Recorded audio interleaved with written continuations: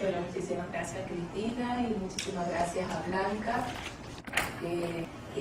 La verdad que esto es un trabajo de pasión, es un trabajo que en el fondo lo que queremos hacer es una contribución por la paz de la sociedad en la que nos ha tocado vivir.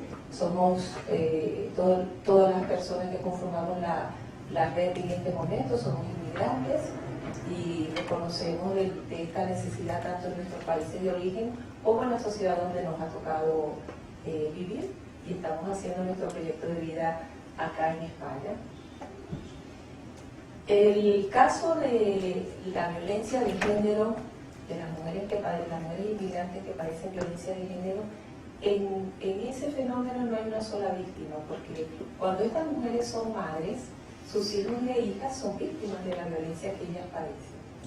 Y entonces en estos próximos 20 minutos voy a comentarles que cuando hablamos de supuestos psicológicos, me estoy refiriendo a que el fenómeno de la violencia de género de las mujeres y sus hijos e hijas víctimas de la violencia de género no solamente es un delito, sino es un fenómeno social y es un problema de salud. Trabajamos desde hace 2 años con equipos de pediatras, enfermeros, trabajadores sociales de los centros de salud, y cada día constatamos cómo llegan a las consultas, ¿verdad? Mujeres y con sus hijos e hijas con unos problemas de salud física y psicológica tremendos. Y esa población no forma parte de estas estadísticas. Esa población nunca ha llegado a un juzgado. Y haciendo investigación en estas poblaciones, tenemos bastante información sobre lo que son esas consecuencias psicológicas en las mujeres. Entonces, en el momento en que los profesionales que estamos involucrados en esta área, estamos trabajando con estas víctimas, tenemos que tener esta información. Igual la información sobre el perfil del agresor. ¿Quién es el agresor? ¿Hasta dónde? Porque cuando en alguna oportunidad hemos acompañado a Blanca en los juicios, es una cosa, la verdad que el comportamiento de los agresores, y hay agresores y agresores, es una cosa impresionante, porque lo que ellos muestran en juicio no tiene nada que ver con lo que es la realidad de su comportamiento como agresor y violento de su pareja. Y lo más importante, y es en lo que quiero enfatizar, son sobre las consecuencias físicas y psicológicas de estos niños, niñas y adolescentes que viven en hogares cuyas madres padecen violencia de género. Entonces, los supuestos que nosotros consideramos en un proceso de valoración forense tienen que ver, en primer lugar, con las características de la situación de violencia. ¿De qué tipo de violencia estamos hablando? ¿Con qué intensidad? ¿Cuál es la historia de la violencia que está padeciendo esta mujer? ¿Cuál es el perfil del agresor? ¿Cuáles son las secuelas que tiene esta mujer, madre? Porque fíjense que hay, bueno, Blanca estaría aquí toda la tarde contando cómo ellas primero para denunciar, para tomar la decisión de denunciar, cuesta muchísimo, pero una vez que denuncian, ellas se sienten, no tienen la confianza, no pueden... Cuando estamos en un juzgado, cuando estamos en una situación desde el punto de vista legal, tenemos una mujer allí delante, pero ¿quién es esta mujer? Es una mujer que hay una autora que es Leonor Walker, que nos aporta información y en España ella ha tenido muchísima influencia en cuanto a lo que es el síndrome de la mujer maltratada. No es que la mujer está mintiendo cuando se le hace una pregunta y queda en blanco o se contradice, no está mintiendo. No tenemos que dudar del testimonio que ella está haciendo, sino que es una mujer que tiene toda la sintomatología de estrés postraumático, revive el trauma, está allí en una situación de altísimo estrés, tiene activación fisiológica activada, tiene entumecimiento o evasión emocional, de verdad que se quedan en blanco, de verdad que no saben, y además tienen bastantes problemas para hilar coherentemente los acontecimientos. Era una de mis pacientes, una chica, por cierto, peruana, y ella decía, ¿tú qué crees de él? Él me dice que si yo hiciera lo que él me indica cada vez, no tendríamos problemas y él no me ofendiera, no me insultara. ¿Tú crees que yo debo hacer eso para que no haya conflictos entre nosotros? Porque mucho de lo que hacen los maltratadores es atribuir la responsabilidad a la víctima. Yo me entero, yo te pego, porque tú me llevas la contraria, tú intentas colocar siempre tu punto de vista, etc. Entonces, bueno, tenemos esa situación con el maltratador. De esto hay bastante investigación y hay estadística. Sobre todo estos perfiles se han derivado de maltratadores que están cumpliendo condena. O sea, que ya están cumpliendo condena y allí se han hecho las investigaciones. ¿Qué es lo común desde el punto de vista psicológico de los maltratadores? Hay una falta de control sobre la ira, dificultades en la expresión de emociones, distorsiones cognitivas sobre la mujer y la relación de pareja. Hay serísimas dificultades en ese sentido, déficit en la habilidad de comunicación y solución de problemas y baja autoestima. Fíjense ustedes, ¿no? Y para el caso de los menores, en la violencia de género entonces no hay una sola víctima. Los hijos y las hijas también sufren las consecuencias. Y estas consecuencias no me voy a detener, no me voy a detener en esta lámina, pero oh sorpresa, que a veces creemos que los niños, niñas y adolescentes, hijos de mujeres que padecen violencia, solamente son víctimas si reciben maltrato directo. Pero resulta que el estar expuesto a violencia de género causa secuelas, por ejemplo, solamente cuando el menor, voy a pasearme por ejemplo por la número 2, ¿no? De intervenir. El niño intenta verbal o físicamente parar la agresión. O sea, dice mamá, hasta niños muy pequeños, niños muy pequeños que se meten en el medio. Se meten en el medio para parar la violencia. A lo mejor el niño no lo leen, a veces quedan allí como involucrados en la situación. También, por ejemplo, no presencian, no ven exactamente las discusiones, etcétera, pero escuchan. Hay una chica que ingresó con la madre, una chica de 19 años en la casa de acogida en esa oportunidad donde estuve trabajando, y ella decía que lo más terrible para ella no era cuando escuchaba las discusiones y los insultos, sino cuando había silencio. Porque en ese momento ella decía, la mató. Entonces, allí cuando contrastamos a la madre con la niña, porque la madre decía, que mi hija, bueno, yo ingreso al centro con ella, pero ella en realidad nunca ha presenciado, porque yo siempre tomé la previsión de que ella no se enterara de lo que estaba pasando. Y resulta que la chica hubo que intervenirla también porque tenía serias secuelas al respecto. Bueno, aquí hay como varias, fíjense que hay 10 posibilidades, 10 tipos de exposición. Y hay una número 11, que no aparece aquí, y es que después que en los casos en que hay denuncia y hay juicio penal y hay establecimiento de medidas civiles, etcétera, que quedan los regímenes de visita, ¿sí? Allí continúa la exposición a la violencia de género, porque hay un proceso de manipulación, etcétera, y a veces los maltratadores tienen nuevas parejas y también hay nuevas situaciones de violencia. Entonces, como los niños van con los maltratadores, también ellos están expuestos a esa nueva situación de violencia que tiene el agresor con su nueva pareja. Fíjense que tengo una colega pediatra que tiene como 20 años haciendo investigación y últimamente está trabajando con temas de epigenética. Si ella me ve que yo voy a hablar de esto, de verdad con mucho respeto, pero sí, no podía dejar de mencionarles los efectos físicos. Cada vez más, y cada vez que yo escucho su conferencia me quedo alucinada.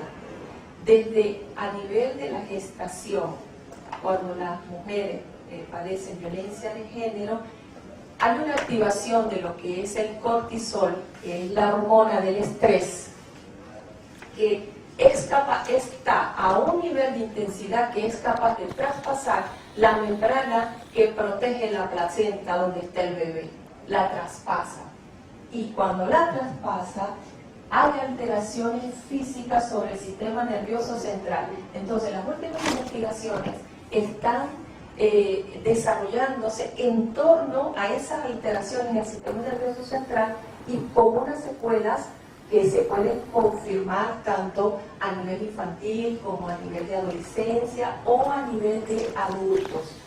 Y luego hay unas secuelas así al corto plazo, y es que hay un retraso en el crecimiento, son bebés muy con bajo peso, hay mucha prematuridad. A nivel de la infancia se han constatado alteraciones conductuales, TDAH, problemas de crecimiento, sistema inmune, alteraciones respiratorias. A nivel de la adolescencia, depresión, trastornos de estrés postraumático, con comorbilidad, con otros trastornos somáticos. Y todo esto a nivel físico. Fíjense ustedes, que si no es un problema de salud, si no es un problema social más allá del legal, porque es que lo que entra en el circuito legal es una parte muy pequeña, muy pequeña de lo que es la... Nosotros hicimos investigación y allí, quiero comentarles muy rápidamente, con población general. Nos fuimos a 3 institutos de educación secundaria para ver, bueno, chicos y chicas normales, entre paréntesis, familias normales, etcétera, para ver si en esas familias ellos reconocían que vivían en ambientes, y además adolescentes, con criterio para poder ellos expresarse, y encontramos que en el 50% de la población ellos reconocieron que vivían en ambientes donde había violencia de género. Fíjense ustedes, ¿no? Y esa población no entra nadie, porque eso está normalizado y además está completamente en el ámbito privado. Entonces, las consecuencias psicológicas se confirman en todas las etapas, a nivel prenatal, infantil, escolar, adolescencia. Y me voy a, por ejemplo, me voy a parar para seguir con la adolescencia, ¿no? Secuelas porque tienen los adolescentes que confirmamos. Primero, ellos desarrollan estrés postraumático por trauma complejo. ¿Qué es esto? Que es tan continuo la exposición a estoy en peligro de muerte, es continuo, inclusive se asemeja a lo que son los prisioneros de guerra, así, porque son situaciones, la misma que vive la madre, sobre todo porque si son madres que no han tomado la decisión y entonces la gestación infantil, escolar y ya son adolescentes, entonces todo esto es acumulativo y tienen problemas a nivel de competencias sociales. Y un punto muy importante que también, y eso es como toda una conferencia relacionada con el tema de los adolescentes que ya comienzan a maltratar a sus novias, a sus amigas, y hay todo un tema detrás de ese comportamiento asociado al haber estado ellos en ambientes donde hay violencia de género. Y luego las conductas de riesgo. Muchas investigaciones nos confirman que muchas de las situaciones de bullying, tanto el agresor como la víctima, en muchos de esos casos provienen de familias donde hay violencia de género. Para el caso de, bueno, yo creo que ya Blanca lo explicó, yo quería hacer solamente un apunte con el tema de los niños, niñas y adolescentes, hijos de mujeres inmigrantes. Además de todo esto, además de la situación de violencia en la que ellos están en curso, se suma el proceso de inmigración en sí mismo, y hay una serie de elementos, todo lo que es el luto migratorio, lo que es la reagrupación familiar. En pocas palabras, hay una ruptura de las figuras de apego cuando sobre todo la mujer es quien toma la decisión en la mayoría de los casos en hacer un proyecto y venirse a buscar otros países donde hacer su proyecto de vida. Hay una ruptura entonces y sus hijos e hijas quedan con sus familiares y luego cuando regresan, ellos vienen como desapegados con la figura de la madre. Entonces llegan aquí, se consiguen a una madre que está en una situación que ellos no entienden porque está padeciendo violencia de género, y a la vez la madre está con una situación que quiere como mantener la relación porque, bueno, te he traído porque aquí vienes a un ambiente donde hay una familia feliz, entre comillas, y no es así. Entonces hay una serie de elementos que se suman a estos menores de edad, a estos niños, niñas y adolescentes. En esta lámina resumiría un poquito lo que es como el fondo a considerar en un proceso de apoyo forense, a un proceso en el que se esté denunciando violencia de género como delito, porque es un delito. Número 1, en la violencia de género hay dos víctimas. Hay dos víctimas, sobre todo cuando las mujeres son madres, sus hijos e hijas también son víctimas, totalmente. Y los procedimientos legales en los que actuamos desde la psicología, y desde la psicología no es porque a mí me parece, sino con bases científicas, con bases fiables, con bases confiables, fiabilidad y validez. Todo lo que se aporta tiene que tener fiabilidad y validez. Podemos actuar en materia penal, como decía Blanca, mencionaba, con el denunciado. Valoración del estado mental o imputabilidad y valoración del riesgo para la víctima. Ahí podemos aportar con respecto a la mujer y a los hijos, valoración del estado mental, lesiones, secuelas, factores de vulnerabilidad, ¿sí? Menores víctimas de abuso sexual como comorbilidad de la violencia de género, porque eso es todo un tema. Menores como testigos de violencia psicológica a la pareja como estrategia habitual. Nosotros hace un par de años montamos un caso y Blanca lo ganó, una violencia psicológica, y prácticamente, aparte de otras estrategias, se hizo una buena preparación de los hijos porque eran los únicos testigos. Entonces se pudo allí probar violencia psicológica como estrategia habitual. Y en materia civil hay un tema gordo que es el relacionado con los procedimientos de guardia y custodia. Sobre todo hay otros acogimientos familiares, procesos de adopción, etcétera, pero el procedimiento de guardia y custodia. Y esto porque han habido modificaciones en la ley de protección del menor y todavía está por operacionalizarse muchas de estas cosas, pero ya estamos generando acciones respecto a los procedimientos de guardia y custodia en los casos de violencia de género. Porque viene la pregunta, ¿un maltratador es un buen padre? ¿Sí? Si es que partiendo de la base, es que estas han sido largas conversaciones con las mujeres con las que trabajamos, porque ellas inclusive dan argumentos y van explicando y dicen, pero claro, es que el tema de él es conmigo, es que soy yo, el tema es conmigo, pero resulta que cuando yo las paseo por todas las formas en que un menor puede estar expuesto a la violencia de género, ellas van como internalizando que sus hijos e hijas también son víctimas de la violencia. El tema de la guardia y custodia, los fundamentos de base van sobre el interés superior del menor, porque acá no estamos frente a una guardia y custodia de un divorcio en condiciones de, bueno, una pareja que tiene dificultades y se va a divorciar y vamos a meditar un proceso de guardia y custodia.